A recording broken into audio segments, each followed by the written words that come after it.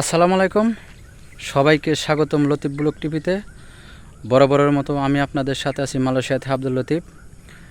আসলাম কয়েকটা কমেন্টের উত্তর নিয়ে। ভিডিও ছাড়ার পরেই সাথে সাথে কমেন্ট আছে, ভাই আমার দালালে বলছে কোম্পানিতে আবেদন করছে, আপনারে মালয়েশিয়া পাঠিয়ে দেব, চিন্তা করুন না। তবে সেই সকল ভাইদের উদ্দেশ্য করে আজকের ভিডিও। আমরা হয়তো আমাদের দালাল তাদের ভিতরে মানবতা বলতে কোনো কিছু আছে নাকি বা হৃদয় বলতে কোনো কিছু আছে নাকি সেটাই বলতে পারি না। তবে যে জায়গায় মালয়েশিয়া সরকার অলরেডি ঘোষণা দিয়েছে আর কোনো লোক বা কোনো কর্মী মালয়েশিয়া কলিং বিষয়ে ঢুকতে পারবো না, যেটা ভিত্তিহীন কথা বা সময় আর বাড়াইব না, বা এগুলা আপনাদের যে বলবার লাগছে দালালে, এগুলা মিথ্যা কথা। কারণ এই জায়গায় শুধু কোম্পানি না, কোম্পানি আরও বড়টাও যদি হয় তাহলেও আপনার মালয়েশিয়া পাঠাইতে পারবো না, বা কোনো কোম্পানি আপনার মালয়েশিয়া আনতে পারবো না। কারণ কিসের জন্য? কারণ আপনার কোম্পানি আইনে কি করব আমারে বোঝান। কারণ আপনাদের তো কোম্পানির নামে কোনো বিষয় ইস্যু হয় না, এগুলো সব আপনার যে এখন বর্তমান যেটি লোক আপনারা আসতে পারেন না মালয়েশিয়ায়। কিছু সর্বপ্রথম শুনলাম 30,000 প্লাস কর্মী মালয়েশিয়া প্রবেশ করতে পারে না, আটকা পড়ে রয়েছে বাংলাদেশে। এরপরে কিছুদিন পরে শুনি প্রবাস কল্যাণ মন্ত্রণালয়ের যে মন্ত্রী আছে সে হিসাবে একরকম আর মুখে বলে আরেক রকম। তে হিসাব দিল আপনার 30,000 বাকি থাকে, এরপরে সে মুখে বলল 16,970 জন কর্মী মালয়েশিয়া প্রবেশ করতে পারে না, আটকা পড়ে রয়েছে বাংলাদেশে। যাই হোক, যে ডিলোকে আপনারা আটকা পড়ে রয়েছেন, যাদের ভিসা বা এমআইডি কার্ড সব কিছুই ইস্যু হয়েছে বা কমপ্লিট হয়েছে, এগুলো আপনারা একটাও 100% গ্যারান্টি, এগুলো একটাও কোম্পানির লোক না আপনারা। ওকে, এগুলো সব আপনারা সাপ্লাই কোম্পানির এজেন্ট ভিসা। আসার পর আপনাদের বিক্রি করে যদি কাজ পায় কোনো কোম্পানির কাছে বিক্রি করে দেবো। এগুলা সাপ্লাই, যেটারে সাপ্লাই বলে শোধাও মোট কথা, আর সরাসরি যেটা বুঝবেন আপনারা সাপ্লাই। যাই হোক,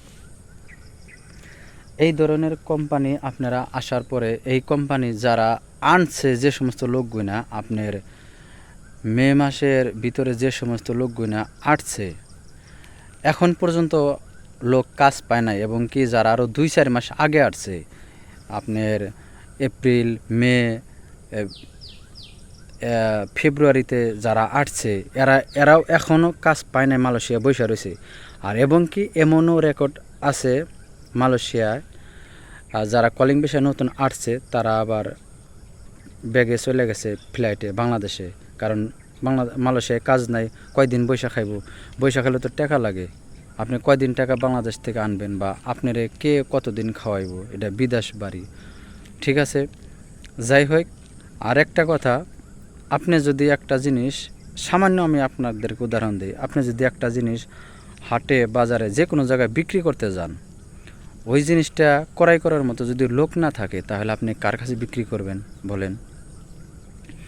মালয়েশিয়ার যে সংকট কাজের, এই সংকট কবে সম্পন্ন হইব এখনও আজও পর্যন্ত কেউ বলতে পারে না। আর আপনারা বলবা লাগছেন, দালালে বলবা লাগছে কোম্পানি আবেদন করছে সরকারের কাছে, সরকার এতটুকু হয় নাই এখনও, বলে বন্ধ করে দেওয়ার সাথে সাথে আবার কোম্পানিতে আবেদন করব আপনাদেরকে আনার জন্য, সেইটা এই আবেদন মঞ্জুর করব, এটা কখনোই সম্ভব না। কারণ এখন বর্তমান মালয়েশিয়ায় কোনো লোক লাগবো না, বা কোনো কর্মীর দরকার নেই, কোনো খাত খালি নাই, সবই পূর্ণ। এবং কি অতিরিক্ত লোক এখন মালয়েশিয়াতে বর্তমান আছে, খালি শুধু বাংলাদেশি না, এমনও লোক আছে আপনারা যারা আসতে পারেন নাই।